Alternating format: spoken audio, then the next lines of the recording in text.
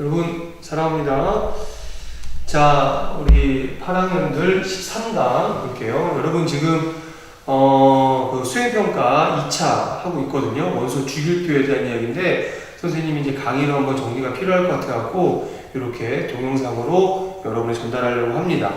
원소 주기율표 우리가 이제 교재는 61페이지인데 지금 여러분은 수행평가 유인물을 보겠지만 선생님 이제 교재에 있는 내용들 중심으로 설명을 좀 할게요. 원소 주기율표가 이렇게 일정한 이렇게 아주 체계적인 표로 나오기까지 여기에 이제 이거에 공로가 있는 두 명의 과학자를 소개하도록 할게요. 첫 번째는 멘델레예프.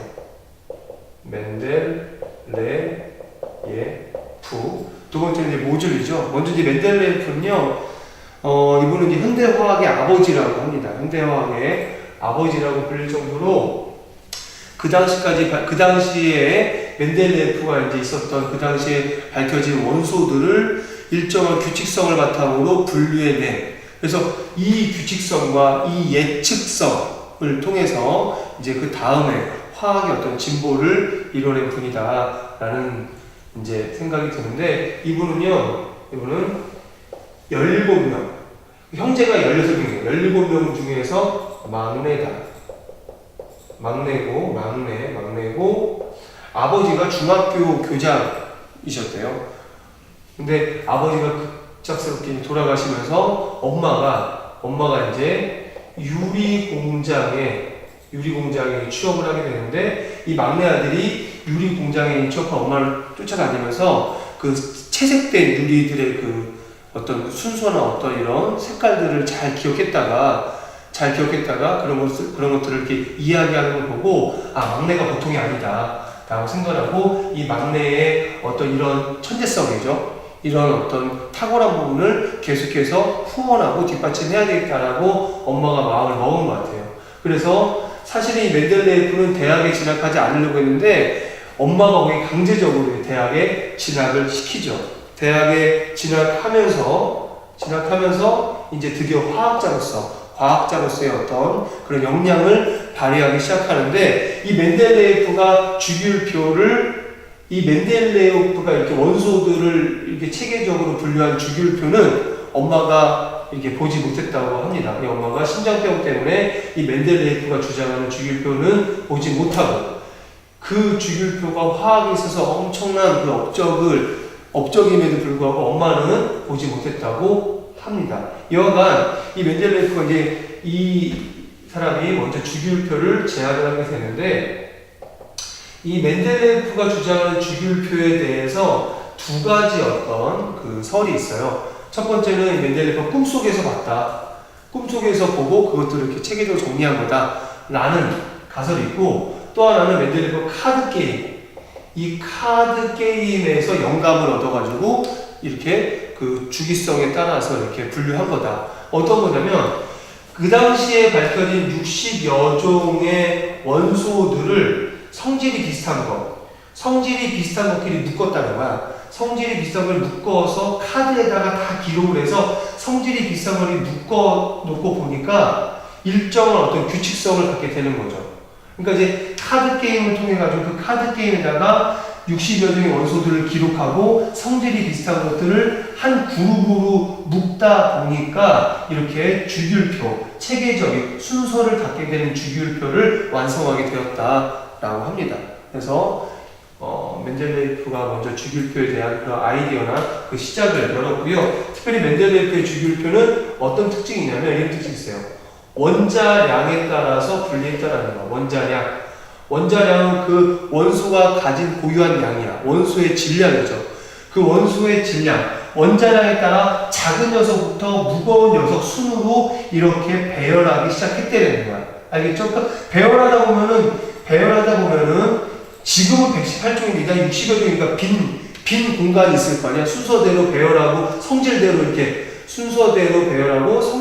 배열하다 보면은 아무래도 빈 공간, 이 당시에 밝혀내지 못한 채 빈 공간으로 남겨진 어떤 부분이 있었을 거야. 근데 나중에 밝혀내고 보니까 이 빈 공간에 이 멘델레이프가 예측한 그 딱 맞는 어떤 나중에 밝혀진 원소가 그 예측대로 딱 이 비공간에 맞아 떨어져서 이 그 구멍난 퍼즐을 맞추게 됐다라고 하는 거죠. 그러니까 이 멘델레이프가 원자량 순서대로 배열한 것, 이 당시에는 이제 밝혀지지 않았던 것들도 나중에 밝혀지면서 이 자리에 탁탁 맞게 된 거죠. 그러면서 일정한 규칙성을 갖게 되는 주기율표를 완성하게 되었다라는 부분 설명하고요. 두 번째, 하지만 현대의 주기율표는요, 모질이에요, 모질. 우리가 사용하는, 여기도 있지만, 이 주기율표의 이 순서는요, 모질리의 제안에 따른 모질리의 주기율표다. 물론 여기에 대한 엄청난 아이디어나 그리고 이런 획기적인 발상은 멘델레예프. 그러니까 멘델레예프를 빼놓고 이야기할 수는 없겠지만 현대 우리가 사용하는 주기율표는 모질리에 의한 거다. 그래서 이 모질리는요, 어떤 이제 특징이냐면 핵전하가 원자핵의 전하야. 원자핵은 플러스로 했죠. 그 원자핵의 플러스, 선생님이 수업 시간에 쓰잖아. 플러스 1, 뭐 플러스 11, 플러스 13. 이거는 1은 먼저 보는 1번이고 11번이고 13번이다 라고 이야기하는 게, 그러니까 핵전하는 얘는 플러스 1이고 플러스 11 이런 게 핵전하인데, 이 원자 핵전하와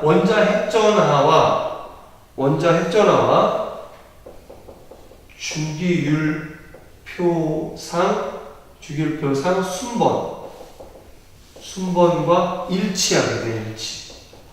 자, 원자 핵전하와 주기율표상 순번과 일치하게 돼. 그럼 이 순번은 어디서 온 거야? 멘델레예프가 이렇게 그 순서 주장한 어떤 그런 원소 주기율표상의 순서가 있을 거 아니야? 이 순서를 가만히 보니까 그 원자 핵 안에 있는 양성자 숫자, 이 핵전하의 숫자하고 이 순번하고 맞다라는 거지. 그래서 다시 정리하게 되는데, 어떻게 정리하냐면 바로 그 원소 주기율표상의 그 순서를 원자 번호순, 양성자 수, 다시 양성자 순서, 다른 말로 원자 번호 순서로 다시 배치하게 된다는 거죠. 이게 바로 현재의 이제 주기율표라는 거예요. 그래서 그 부분을 이 배경에 대한 것들을 좀 잘 이해해 주시고요. 다시 한번 마지막으로 좀 정리하자면, 얘는 원자량이야, 원자량. 질량에 따라서 배치한 거고, 이거는 뭐야? 양성자의 숫자, 그러니까 양성자 수라고 봐야 되는데, 그렇죠? 양성자 수죠.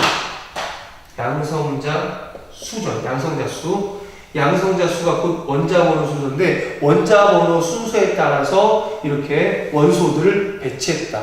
거의 차이가 없는데 일부 몇 개가 좀 바뀌긴 해요. 거의 요 순서가 거의 이 순서긴 한데 일부 이렇게 원소가 좀 바뀌긴 한데, 여하간 원자량의 순서로 이렇게 배치하던 거를 양성자의 숫자, 원자 번호의 순서로 배치를 하게 된다. 이게 우리가 현대에 사용하는 이제 주기율표다라고 보시고요. 선생님, 이거 강의는 이렇게 마무리 짓고, 요 13-1강에서 요 주기율표 얘기를 좀 더 하도록 하겠습니다. 자, 여기까지 할게요.